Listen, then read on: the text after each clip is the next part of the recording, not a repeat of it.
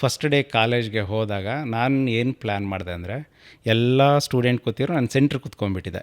ಏನೇ ಕೇಳಿದ್ರು ಅಟ್ಲೀಸ್ಟ್ ಫಸ್ಟಿನಿಂದಾದರೂ ಶುರುವಲ್ಲಿ, ಲಾಸ್ಟಿಂದಾದರೂ ಶುರುವಲ್ಲಿ ಬಚಾವಾಗೋಣ ಅಂತ. ಆಮೇಲೆ ಅವರು ಎದ್ದೇಳೋರು, ಅವ್ರ ಹೆಸರು ಹೇಳೋರು ಇಂಗ್ಲೀಷಲ್ಲಿ. ಆಮೇಲೆ ತಂದೆ ಏನು ಮಾಡ್ತಾರೆ ಅಂತ ಹೇಳೋರು, ಎಲ್ಲಿಯವರು ಅಂತ ಹೇಳಿದ್ರು.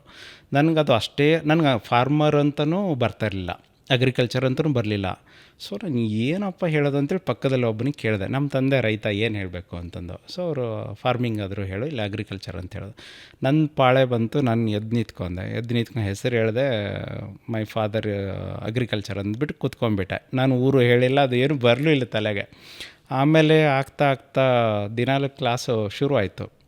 ಗೊತ್ತಲ್ಲ, ಒಂದು ದಿವಸ ಸಿಕ್ಕಾಕೊಂಡು ಬಿಡಲೇಬೇಕು, ಏನು ಬರೆಯೋಕ್ಕೆ ಬರಲಿಲ್ಲ ತಂದು. ಸೊ ಜರ್ನಿ ಹೆಂಗಾಯಿತು ಅಂತಂದರೆ, ದಿನಾಲೂ ಇಂಗ್ಲೀಷೇ.